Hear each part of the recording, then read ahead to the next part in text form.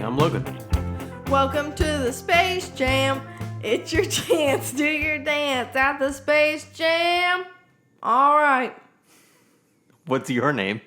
It was that. That entire thing is actually... Okay, well, welcome to Marketer's Cut, a podcast where we talk about movies and marketing and movie marketing. Or only Space Jam. Please, could we? I mean, we're pretty much only talking about Space Jams Forever. today. No, forever. Is it Space? If we're talking about both movies, is it Space Jams or Space's Jam? Obviously Space Jams. Because it's like the Brothers Grimm. It's like it's not the Brother Grimms. It's the Brothers Grimm. No. So is it the Space's Jam? This will be a good Twitter poll. I told you what I said it was. Well, I just don't know if it's exactly perfect. I know exactly about Space Jam. Okay. Well, if you didn't already figure it out, we are talking about Space Jam 2. So Space Jam: A New Legacy today. But it's also going to involve a lot of talk about the 1996 film Space Jam with Michael Jordan.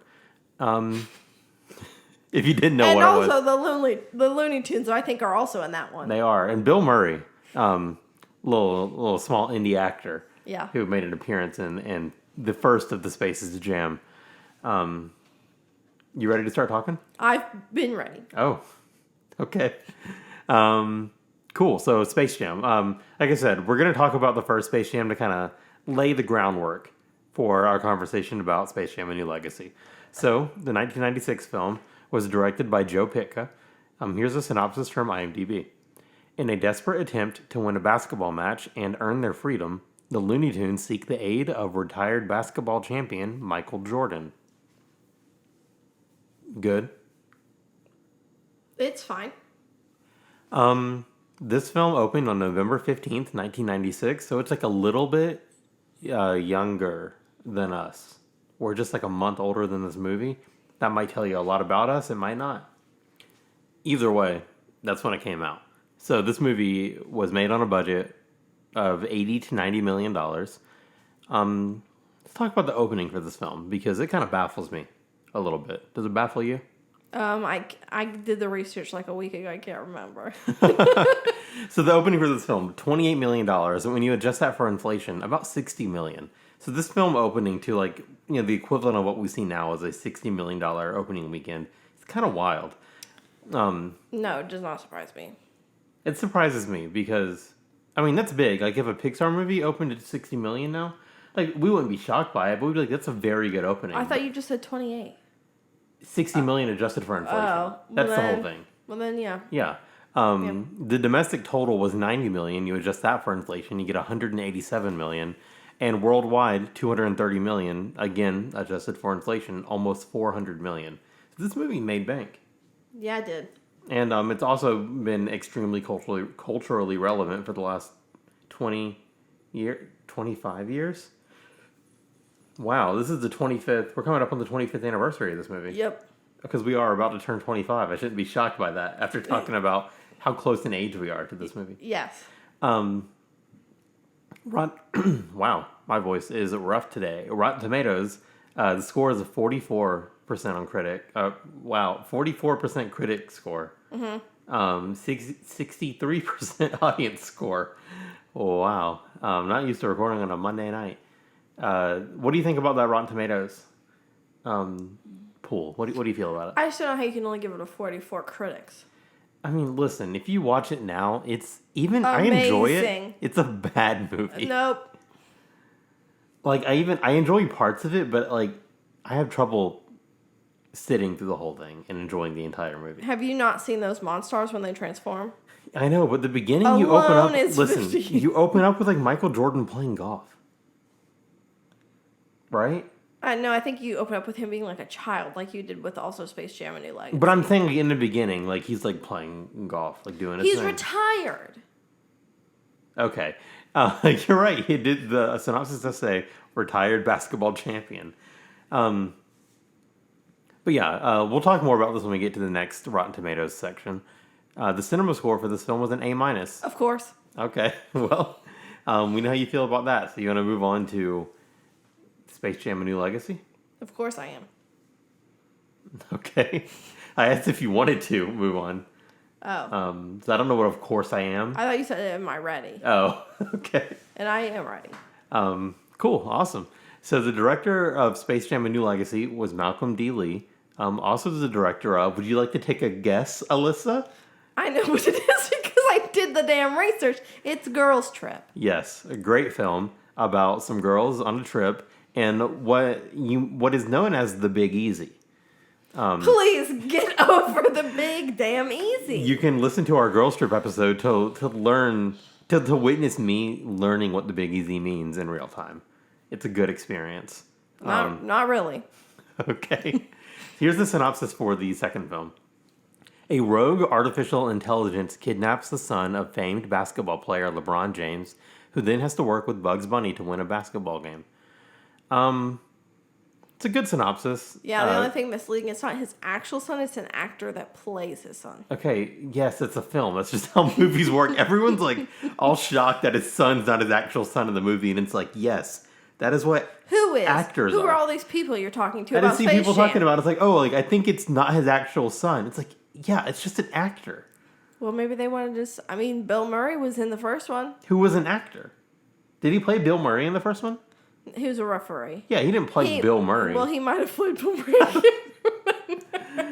So this movie opened on July 16th, 2021. That was only a couple days ago, right? We're not late on this episode at all, I don't think. No. No, yeah. Budget was $150 million. Opening weekend was...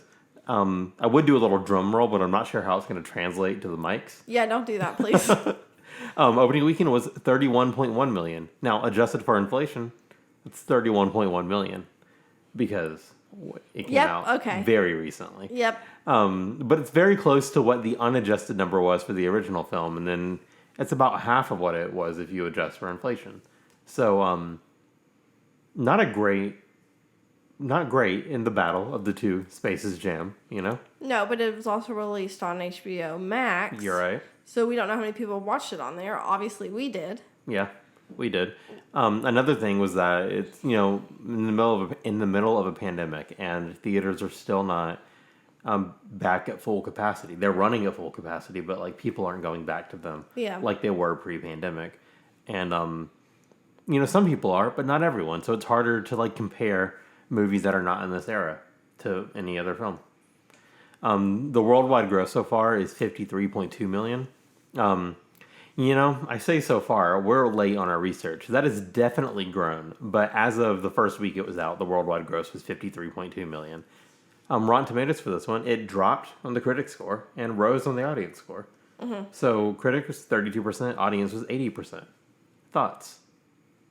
Well, the audience score is higher because I think the only reason they made it was because everyone's like, we need a Space Jam 2. And nobody really wanted it except for, like, again, this niche crowd. Like you? Yeah, that thinks this is like a cult classic.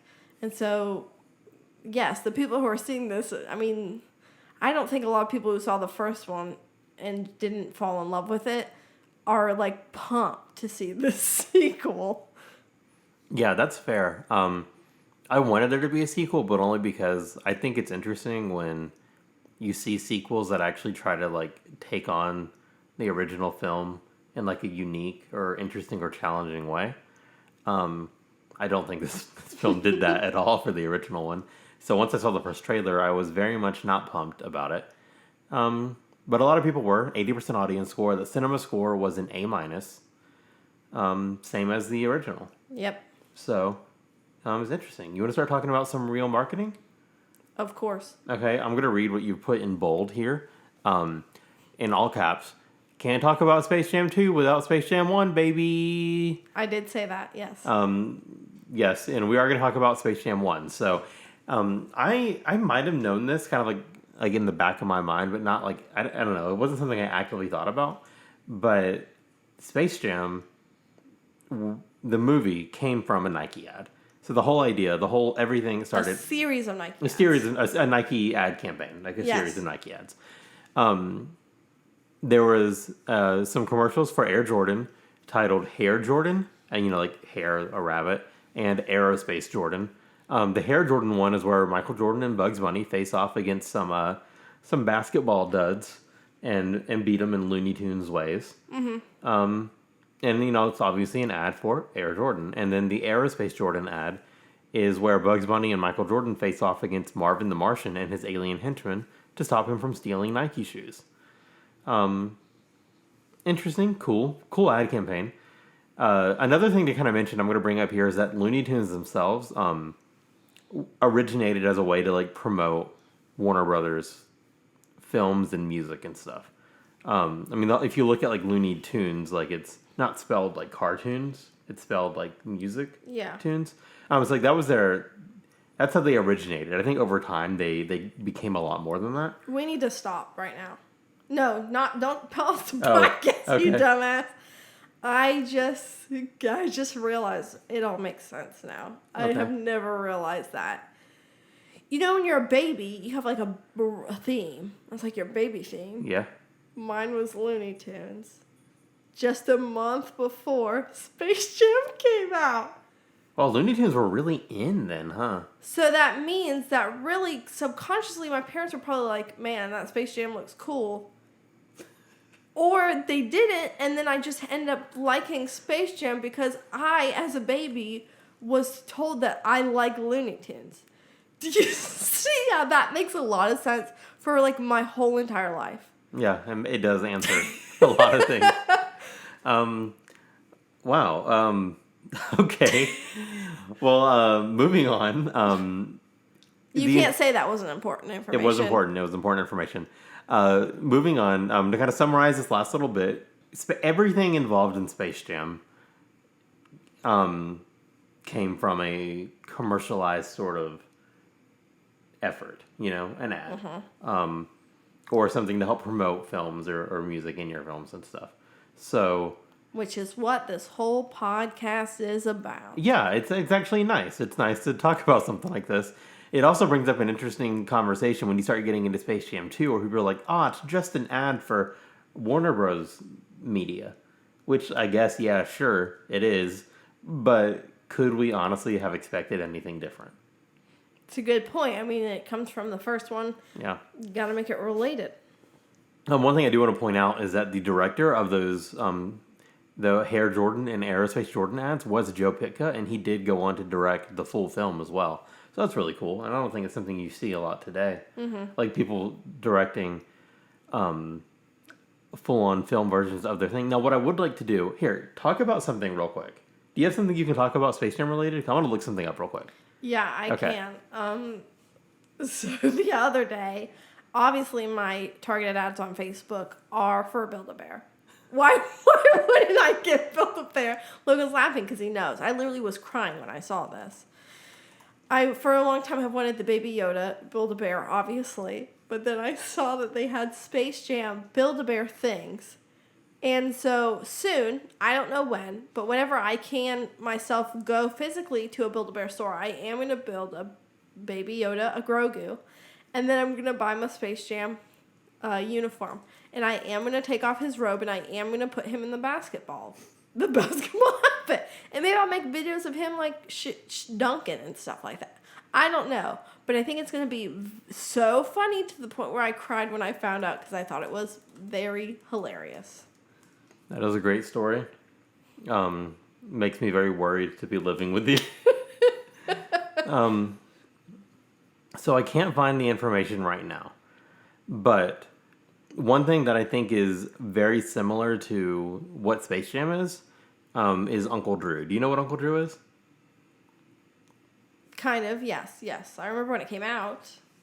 So Uncle Drew was, it started off as a Pepsi ad where Kyrie Irving, now the point guard for the Nets, dressed up as an old man and played basketball really well. And it's funny because he's an old man playing basketball really well. I can't tell if the director of the film directed the ads. But I'm going to guess that he very well might have, because I'm looking, and the director of Uncle Drew, Charles Stone III, is the creator of the popular, I'm not going to say it, but the What's Up Budweiser campaign. Which is like, you still see that today, extremely popular. So he has a history in advertising. But Uncle Drew was another film that started as an ad and turned into a movie. It did not have the cultural impact that Space Jam had. It was very similar. That's very true. I didn't think about that. Yeah, so I honestly think Uncle Drew works as more of a spiritual Space Jam successor than Space Jam: A New Legacy because of like the way it originated. I agree. Cool. So let's talk about the Space Jam website now. So there was a big deal when the new website launched for the new film, and they overtook the original SpaceJam.com domain, which had been hosting the original Space Jam website for almost 25 years, which is pretty fascinating. That site was really cool. It was made at a time when like web marketing for movies wasn't really important. So it was like a novelty. And there were a lot of like inside jokes. There were GIFs on the site. You could find Easter eggs. Virtual reality 360s were on the site as well, which I think is really interesting because VR was like trying to be really big in the 90s, but the tech wasn't like quite there. So a lot of like ideas and people were ahead of it, but like the investment in the tech just wasn't there. And it kind of came back like 20 years later and started really blowing up. Just like Space Jam did. So I think it's funny that, they had these virtual reality things on here in 1996. But the new site overtook the cool old site, and it's kind of just a normal marketing website for a movie in this modern age. Some things that I guess you don't see with every movie is there's a merch shop that the site can take you to. You can download like some filters, like similar to like Snapchat filters and stuff to, take pics with the Looney Tunes and everything. So those are cool, I guess. One thing that's really cool though is that there's some games on there, a pinball game, stuff like that, and an activity book. Now, if you listen to our Raya episode, there was an activity book there, and it had a Mad Lib in it. And I was like, Space Jam: A New Legacy has an activity book? I bet it doesn't have a Mad Lib, though. It does. This activity book is like 40 pages long. It's insanely long. They had to make up for getting rid of the website. I guess so, yeah. And there is a Mad Lib. Now, these Mad Libs are pretty tame by nature, but we're going to do it, and I'm going to ask Alyssa to fill in these blanks. And I'm going to ask her to try to come up with some wackier words to use. Because we are responsible for making this Mad Lib entertaining. Not them. They didn't give a shit about making it good. Okay. Okay, so I'm going to go ahead and start. The first thing I need... Well, now I feel like there's a lot of pressure. There is a lot of pressure. First thing I need is a name. Jefferson. Jefferson. Okay, I know how I'm spelling that too. Okay. Jefferson. Now give me an adjective. Zany. Zany. Am I doing a good job? Funny so far. Okay, great. Okay, so another name, a different name. Poophead. All right. We are 24 years old. And that is the word we have chosen. Another adjective. Loony. Wow, don't know where that one came from. Give me a number. 21. All right. Okay, now we're going to go back to the first name.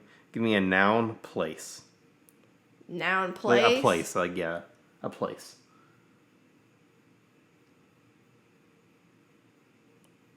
Huh. What about, you've been talking about this a lot. What about Dave and Buster's? Nope, it's a poop closet. Again, we are 24 years old. Okay. Do you know what a poop closet is? I'm guessing it's a closet that you either poop in It's or... like when you go into the bathroom and the toilet's like shut off on its own. Where it's just the toilet, but there's a door separating it from like the shower and stuff. Has anyone else ever called it that? I can prove to you that several other people have called it that, but it wouldn't make sense to tell you on our podcast. I die a little bit more every time we record an episode of this. Okay, I need another adjective. Stinky. Stinky. Well, it does line up with other words chosen. Give me a sport.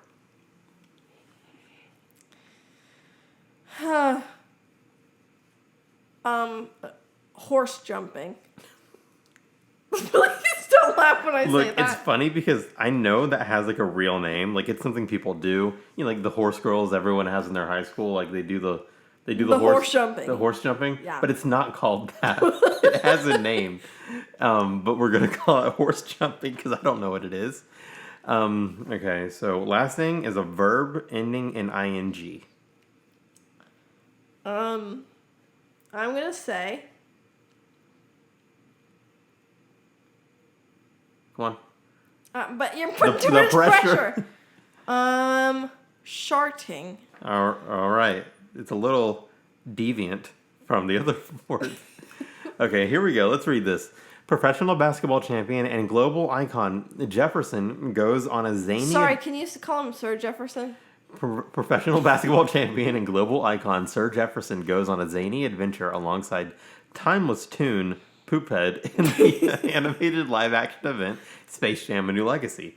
This loony journey is a manic mashup of 21 worlds that reveals just how far some parents will go to connect with their kids. When Sir Jefferson and his young son Dom are trapped in a poop closet by a rogue AI, Sir Jefferson must get them home safe by leading Bugs, Lola Bunny, and the whole gang of notoriously stinky Looney Tunes to victory over the AI's digitized champions on the court. A powered-up roster of professional horse-jumping stars as you've never seen them before. It's Tunes versus Goons in the highest-stakes challenge of their life that will redefine Sir Jefferson's bond with his son and shine a light on the power of being yourself. The ready-for-action Tunes destroy convention, supercharge their unique talents, and surprise even King Sir Jefferson by sharding the game their own way. You are welcome. Thank you, I guess. Okay, so on April 3rd, 2021, the first trailer was released online and revealed a bunch of references and like cameos of characters from other franchises owned by Warner Brothers. You might have recognized the Iron Giant, some DC characters, the shitty criminals from A Clockwork Orange. Wait, but was Iron Giant from Ready Player One or from the movie The Iron Giant? Probably TM? from the Iron Giant TM. Oh. TM. Pennywise, for some reason, was on the sidelines. And this is my favorite one because it feels like the most irrelevant thing now, but the King Kong. I was going to say The Mask. Maybe it's incredibly relevant. The Mask is incredibly relevant. Didn't it come out around the same time maybe as Space Jam? It came out in the 90s, yes. Well, relevant. Okay. Anyways, very wild decision by Warner Brothers to just include all of every little bit of every little thing they've ever had in this movie. Here's an interesting question for you. Is Warner Brothers trying to use these prior movies and franchises to market this movie? Or are they trying to use this movie to market all of those other franchises? You can't ask me that question. Why? Because I fucking wrote it. It's my question. It's a question I had in my mind too, though. Well, who typed it out? Do you want to ask me then? This is me reverse card Unoing it. I'm not going to say it myself. I think that if they are trying to use this movie to market other movies, it would be extremely dumb because why the fuck are they marketing The Mask in this movie? Or or Clockwork Orange. Just not even dead franchises. These weren't even franchises. So it wouldn't make any sense. At the same time, I don't think it makes sense to use the Clockwork Orange to market Space Jam because I'm not going to see Space Jam because the shitty villains from A Clockwork Orange are in this movie. I don't know what you want me to say. That's what they did. Okay, I'm just saying none of it makes any sense, and Warner Brothers is absolutely unhinged. I agree. Speaking of unhinged Warner Brothers, they partnered with over 200 brands to promote Space Jam: A New Legacy. I'm going to read all 200 right now, right here. Are you ready? Yes. Okay, I'm actually not going to do all 200, but here are a bunch. Moose Toys, Hasbro, Kraft Heinz. Now, I actually would love to see the details of how Kraft Heinz, is there a special sauce? I don't know. General Mills. A special sauce like Michael's special drink? Yeah, sure. Thank you. General Mills, Build-A-Bear, as Alyssa mentioned. Funko, which is obvious. Hallmark cards, would love to see some of those. GameStop, Mattel, Spalding, makes sense, and Nike, along with LeBron 19 shoes. And Converse was another one that they partnered with. DC Comics released a graphic novel adaptation of the film on June 29th, 2021. Sort of interesting, I guess. I can't imagine it being the coolest material. Yeah. But there we go. This is really cool. So, a tie-in video game developed by Digital Eclipse was released on July 1st, 2021, exclusively on the Xbox Game Pass Ultimate Perks program. They did a poll a while ago asking what genre of game they should make for, Space Jam. Mm-hmm. And Brawler was the genre that was picked. So if you think like the classic Punisher game, or Streets of Rage, the classic Teenage Mutant Ninja Turtles games, or like the more recent Scott Pilgrim game, that's what we mean by Brawler. You have a character, you just punch some dudes. Very interesting that a basketball game was not the game that was chosen. Yeah. I actually really think the game that was in the movie, if they would have like properly developed... We're not talking about our ideas right now. Okay. We'll talk about that soon.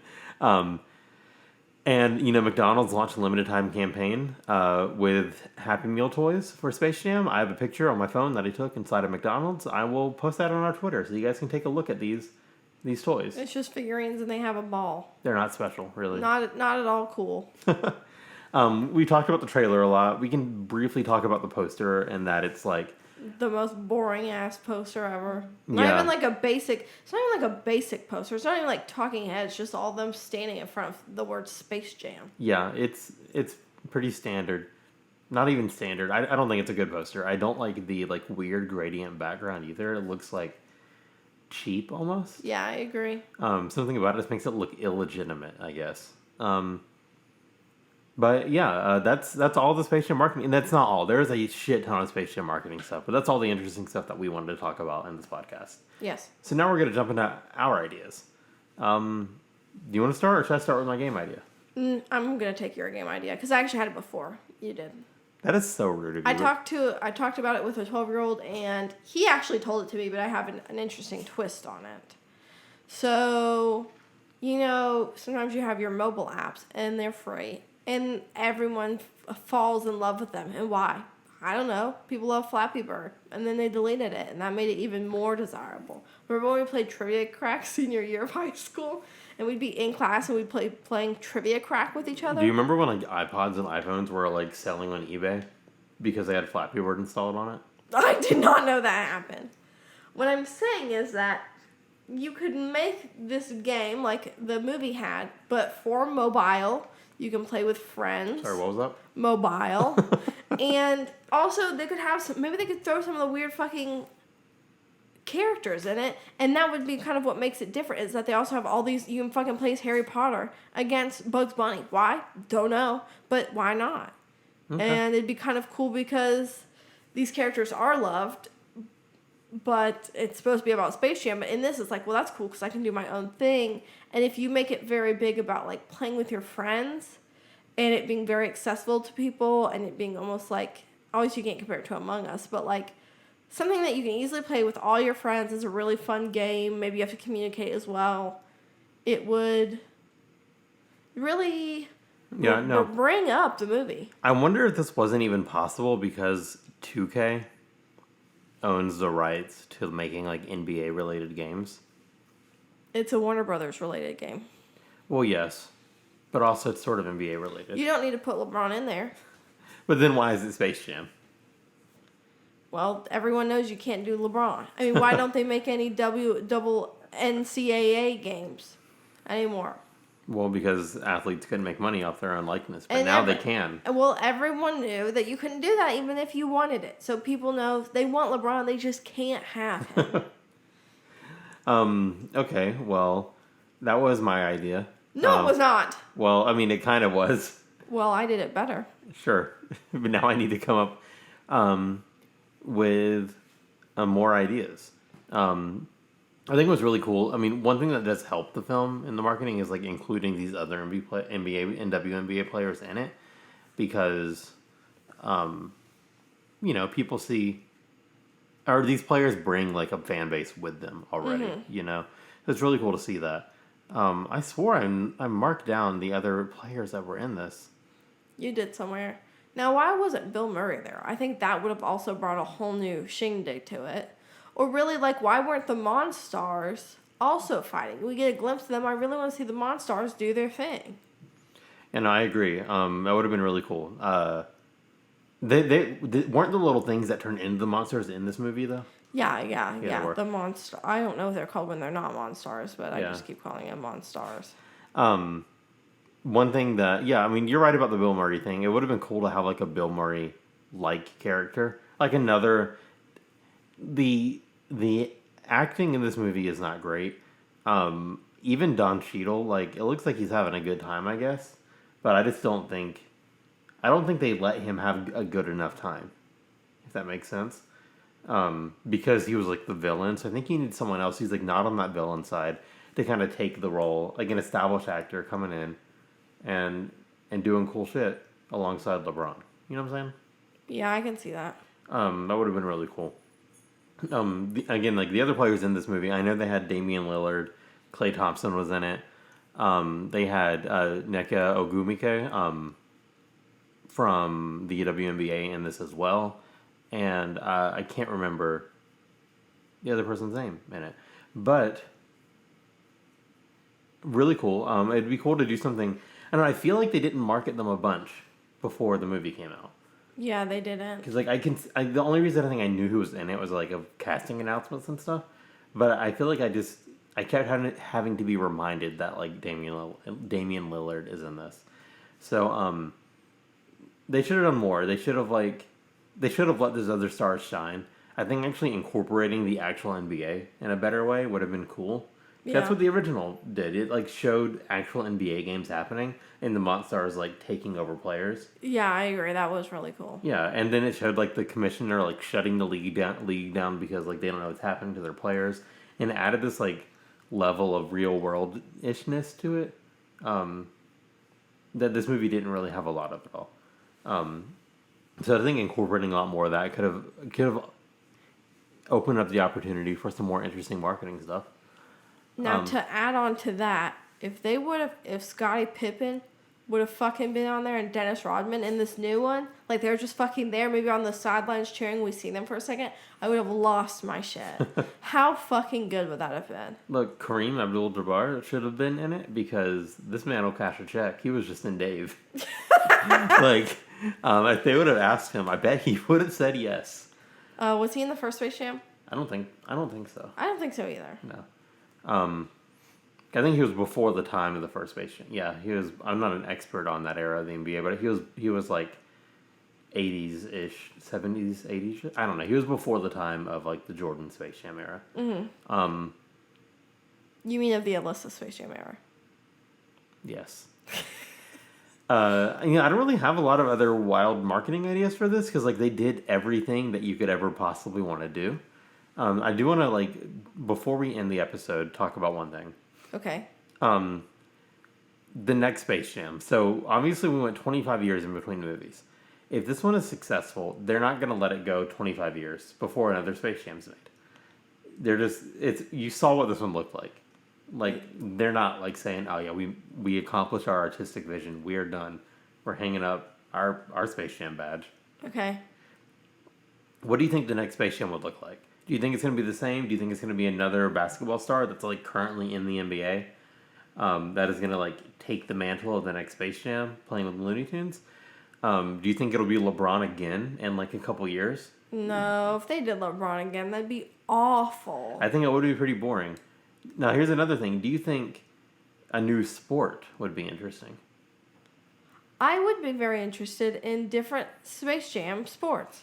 Yeah, like, I don't know. I mean, okay, the NFL may be the most boring one to choose, but, like, if you think about the big, star players in the NFL, I mean, you have, like, Patrick Mahomes, who's, like, one of the biggest rising stars there. And could he helm a Space Jam movie? I don't know. I personally am on the Dak Prescott side. I think you could do a lot with soccer, and soccer is, like, very universally loved. It's, like, the most popular sport on the planet. Now, that'd fucking get you some money. Yeah, no, soccer, I mean, the soccer stars compared to, like, LeBron are so much more popular. Yeah, exactly. And it's hard to even fathom how much more popular they are. So that would. Okay, one more question. What about new cartoon companions? No. Or new, like... but listen, here's what I think would be really cool. And this wouldn't be a sequel. This would more be like a competitor film. Okay. Some film, maybe basketball, maybe about another sport. But instead of Looney Tunes, you have the Muppets. I think that could work. See, I knew how to get you on board with that Well, one. yeah, but I mean, the Muppets already do stuff like that, kind of. You know what I know, I'm but they saying? do like Muppets in space or stuff like that, and they're about to do. Are they doing like a Muppet Halloween this year? What did you just say to me? They're doing like a Muppet Halloween special on Disney Plus this year. Are you okay? Since when? I told you this already. No. No. But they don't do sports stuff. You know, I haven't like seen them do a sports thing. Yeah, because sports are kind of boring. That's why they do other stuff. They're like I would they pay do money. pirates. I'd pay money for Kermit to dunk on me. Well, yeah, that'd be really fucking funny because you really. I mean, he's a puppet, so you'd have to see him like just flying through the air. So yeah, that would be very funny and good. Yeah. That'd be amazing. I want to see the Muppets play basketball is all. And I also think the Muppets are funnier than the Looney Tunes. Yeah, I could see that argument. So, I think I probably agree, but I think it's hard to compare the two. They have such a different style of humor. Well, I do agree with that. They have a different style of humor, but I feel like, I mean, classically the Looney Tunes are funny, but I feel like more modern times, it's the Muppets. Yeah, I feel you. Cool. Well, are you ready to hang up the phone on this episode? You mean dunk the ball in the hoop? Yes. Yep. Here you wanna hit that buzzer beater? So that was an episode of Marketer's Cut. You can find us on Twitter and Instagram at Marketer's Cut. You can find the podcast anywhere you can find podcasts or on YouTube. Learn more at marketerscut.com. I want to thank Jacob Wall for his art. Find more of his work on Instagram at jacobartwall. That's pretty much it. Next week we're on a really weird schedule right now. We're trying to get back on schedule. Next episode is old. Yes. It'll be old, and then the one after that will be Jungle Cruise. Alyssa's mouthing something to me now, and I don't know what it is. But the one after that will be Jungle Cruise, so we're excited for you. Welcome to the Space Jam. Here's your chance. Do your dance at the Space Jam. All right. The music's already up. The music's going now. Well, why isn't that song? Why isn't it that song? Yeah, just for this episode. Because we can use our own.